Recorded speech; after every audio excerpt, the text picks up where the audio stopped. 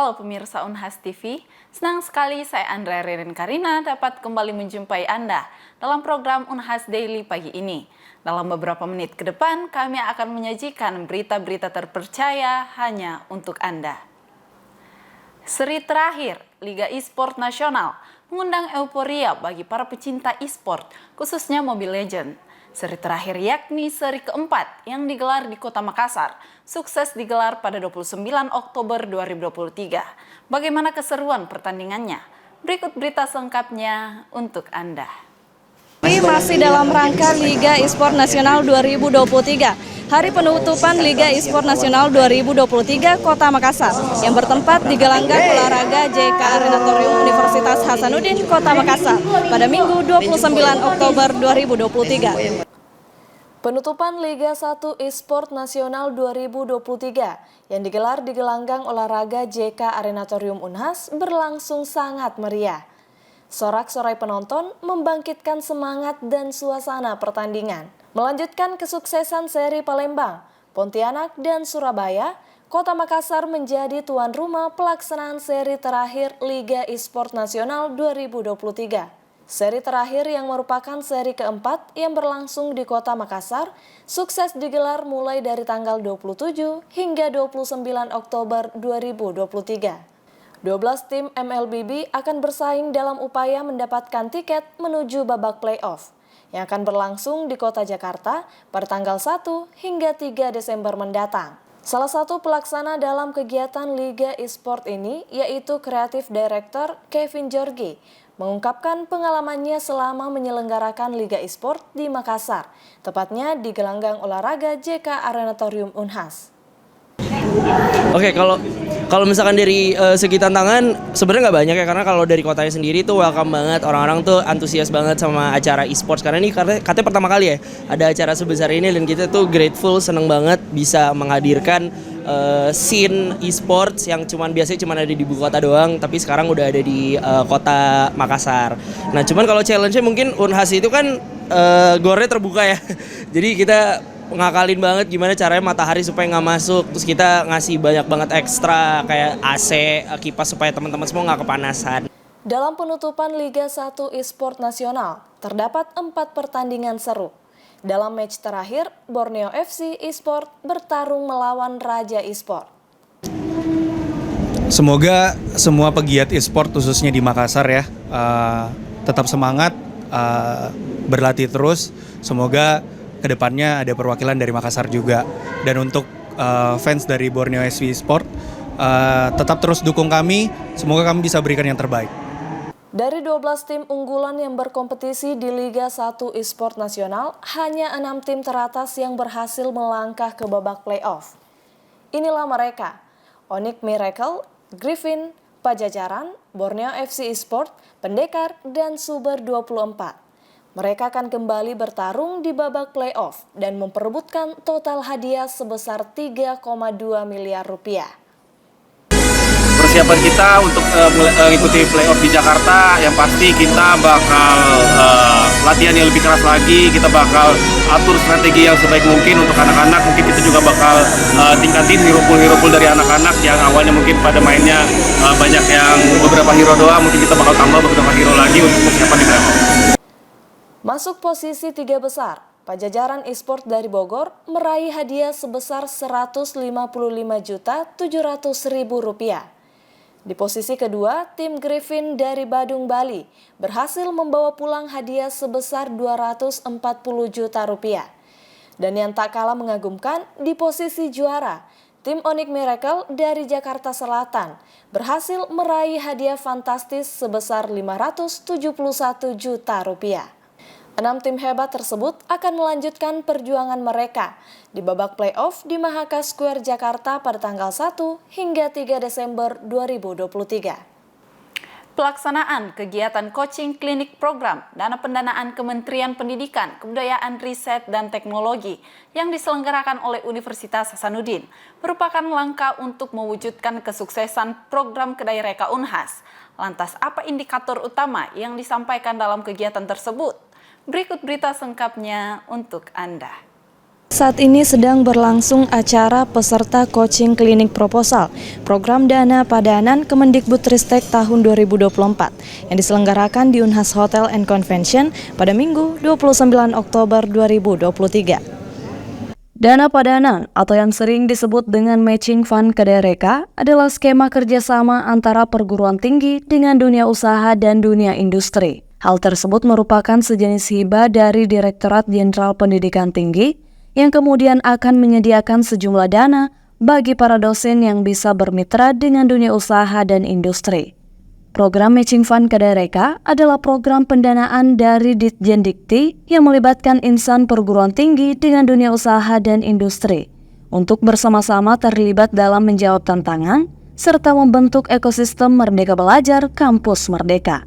Wakil Rektor Bidang Kemitraan, Inovasi, Kewirausahaan, dan Bisnis Unhas, Profesor Dr. Engineering Adi Maulana STMPil, menjelaskan tujuan program KDRK dan Dana Padanan Kemendikbudristek.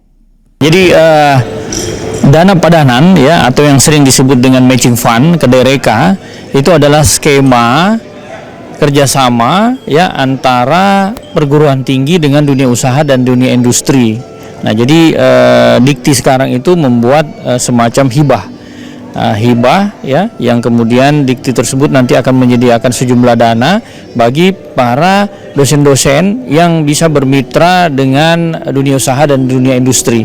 Nah, jadi tidak hanya penelitian, kalau penelitian itu kan satu arah, artinya hanya dosen-dosen yang kemudian mendapatkan dana, kemudian dana tersebut dipergunakan untuk melakukan penelitian, outputnya adalah jurnal. Nah, tetapi KDRK ini diperuntukkan supaya para dosen-dosen di perguruan tinggi yang memiliki banyak ide, banyak inovasi, itu bisa bekerja sama dengan dunia usaha, dunia industri, termasuk di dalamnya pemerintah, baik itu pemerintah pusat, pemerintah provinsi, pemerintah kabupaten, maupun pemerintah kota. Oleh karena itu, pemerintah menyediakan sebuah skema pembiayaan.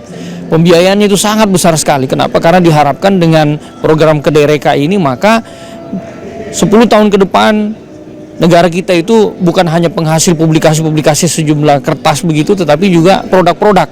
Karena hasilnya KDRK itu berupa produk, berupa kebijakan, berupa naskah akademik, berupa hal-hal yang sifatnya implementatif yang memang dibutuhkan oleh masyarakat begitu. Kita berharap Unhas kemarin di 2023 itu kita 3 besar di Indonesia dengan 31 proposal dengan nilai hampir sekitar lebih 10 miliar begitu. Nah, kedepannya kita punya target sekitar 50 judul ya dengan mitra-mitra yang ada.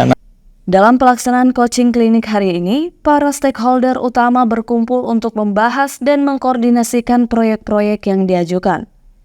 Keberhasilan program KDRK tidak hanya bergantung pada ide-ide brilian para investor, tetapi juga pada kemampuan mereka untuk menjalin kolaborasi yang kuat dengan dunia usaha dan pemerintah. Para investor dan dosen dari Unhas berinteraksi dengan para mitra bisnis, mendengarkan masukan dan kebutuhan pasar, serta merancang strategi pemasaran yang efektif. Selain itu, proses seleksi proposal yang dilakukan oleh tim reviewer sangat penting untuk memastikan bahwa proyek-proyek yang didanai memiliki potensi untuk sukses. Kriteria seleksi yang ketat memastikan bahwa dana yang disalurkan benar-benar digunakan untuk proyek yang memiliki nilai tambah dan potensi untuk berkembang secara berkelanjutan. Direktur Inovasi dan Kekayaan Intelektual Unhas, Asmi Citra Malina, SPI, MAGR, PhD, menjelaskan tentang proses seleksi dan pendampingan proposal yang diajukan dalam program KDRK Unhas. Jadi untuk proses seleksi sebenarnya kita membagi kelompok berdasarkan kompetensi dan kita mematchkan dengan reviewer yang sesuai dengan kompetensi. Kebetulan reviewer yang kita gunakan untuk proses seleksi, untuk proses coaching ini adalah reviewer dari nasional yang memang sangat kompeten dan berpengalaman.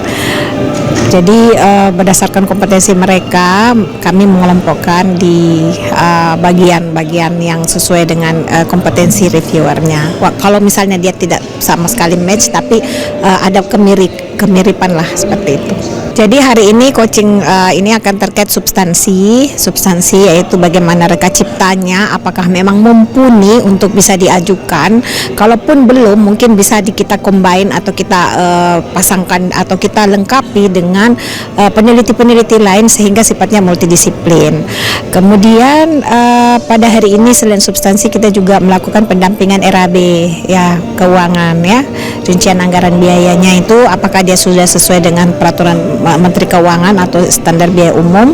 Selanjutnya apakah sesuai dengan panduan ya. Dan yang ketiga adalah mengenai sistem ya, karena Kedareka itu ada platformnya dan di dalam sistem itu antara mitra dengan pengusul nanti akan bertemu dan berjodoh di situ. Jadi mereka harus didaftarkan dulu.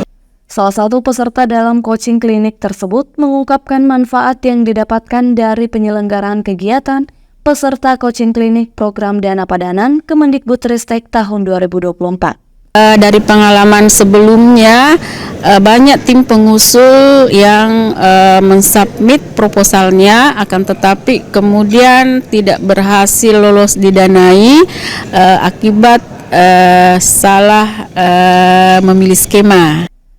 Menurut Dr. Irmawati, SPI MSI, pelaksanaan kegiatan coaching klinik ini sangat membantu para peserta untuk beradaptasi dengan format proposal program Kedareka yang berubah setiap tahunnya.